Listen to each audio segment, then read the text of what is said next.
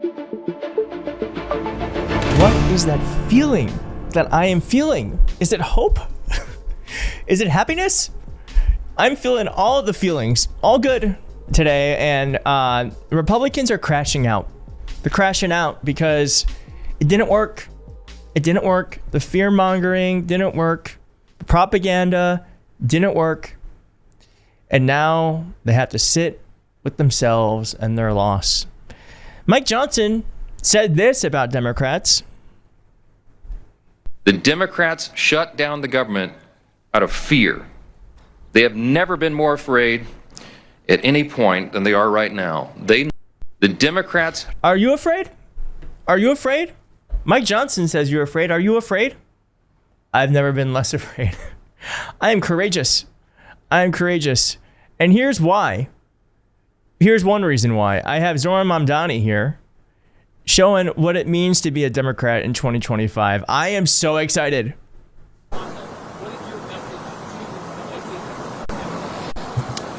My message to ICE agents and to everyone across this city is that everyone will be held to the same standard of the law. If you violate the law, you must be held accountable. And there is sadly a sense that is growing across this country that certain people are allowed to violate that law, whether they be the president or whether they be the agents themselves.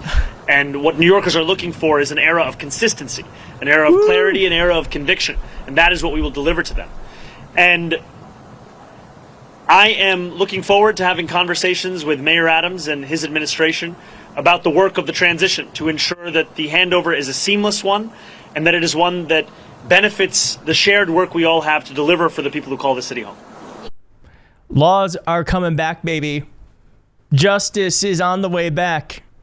Again, Mike Johnson's like, Democrats never been more afraid. I think every goddamn corrupt criminal in the Trump administration should have a quick look at themselves, because it might be one of the few times they're going to be able to look at themselves in a mirror that isn't surrounded by bars.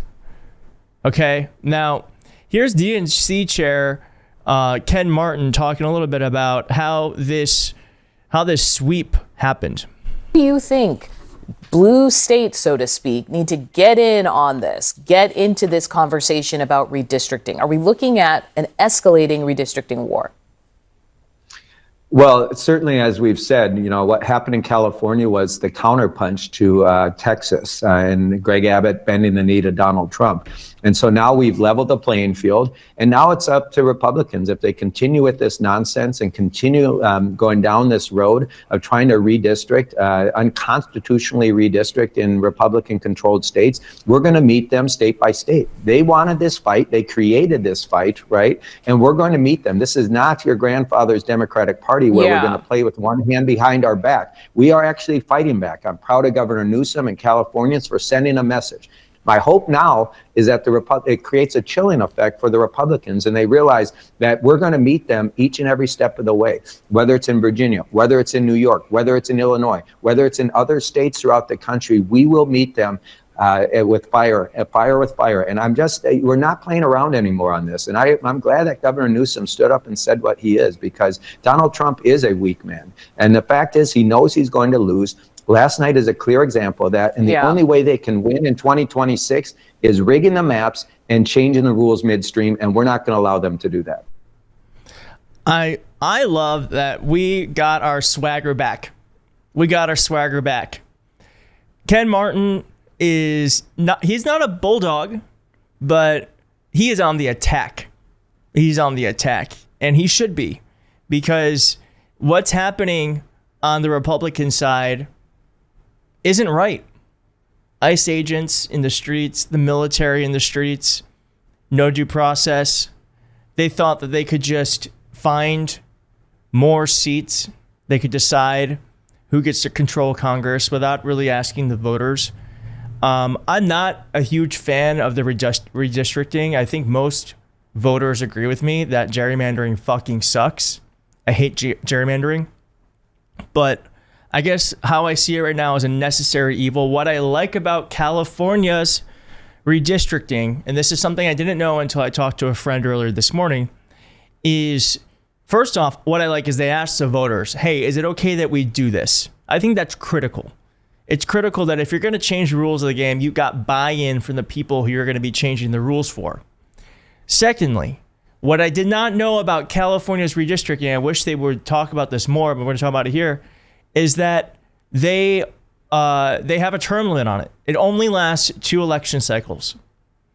And then it goes back to the way it used to be. And that has been a main concern of mine with the redistricting. Is it tends to be when you give folks power, they tend to not give it back. So I like that it's built in, that it's keeping them honest, because I don't think gerrymandering is okay. I don't. I know most people agree with that, but I think it's a necessary evil at this moment. Now, they might be rethinking about this, because here's Amy Walter with, I thought was a really smart thought, which is that Texas GOPers are looking at the results last night and should not feel great about basing their hopes for flipping redrawn Texas congressional district on Trump's 2024 Latino performance. Why is that? It's because we overperformed with Latinos. Of course we did. I mean, Trump has been terrorizing their communities. They've been truly they've been going after people who look like they may not have citizenship, which is so offensive. And what they thought were very red districts, they might actually be turning purple. They might be redistricting themselves out of seats. That could be one thing that they're doing here. Now, I want to go on to show that Mike Johnson said this. They're just coping so hard about last night's loss. I don't think the loss last night was any reflection about Republicans at all. I think people are frustrated and angry, as we are. I am. The president is. It's not reflected of you. You don't win one thing. You didn't win one thing. And we express that different ways. But look, we look forward. We're looking forward to a great election, running on our record, and we're. What record? The big beautiful bill that is the largest transfer of wealth in American history, from working class folks to billionaires. You're defunding many programs that Americans rely on. You are choosing to not fund SNAP when you can. So what are you running on? Mike Johnson also said this about the midterms. Eruptions. They've assaulted ICE officers. They have spurred on political violence, and they closed down the government, which is their most basic duty and responsibility. I think the American people are smart. I think they will understand this.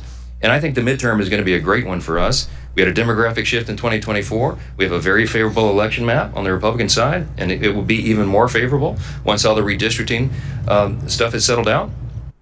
As we said, I actually don't think the redistricting stuff, as he puts it, is going to help them. Now, a Democratic member of Congress actually trolled them the entire time. I can't hear you because we have someone who doesn't respect the rights of their colleagues over here. I'd love to talk with you. Wait. I'd love to talk with you. Come to my office, okay? You have an obligation. My guess is this member of Congress, I don't know who it is. I don't think it says here. But my guess is that this member of Congress is yelling about the member of Congress who has still not been sworn in. Yeah. Yes. Yeah. Okay, let's talk about it. I've been doing that. We did that before the shutdown began. We went to the White House.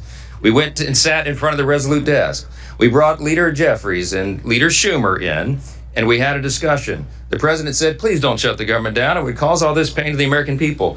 This has never happened before. It's a clean, nonpartisan CR that every Democrat, including you, voted no on September 19th. You voted to shut down the government. You voted to stop SNAP benefits. You voted to not pay the troops, not pay TSA, Border Patrol. You may regret it now, but that's your vote, and it's on the record. So now, I guess the woman to the right, I haven't seen this. Apparently, she has a little bit of a meltdown.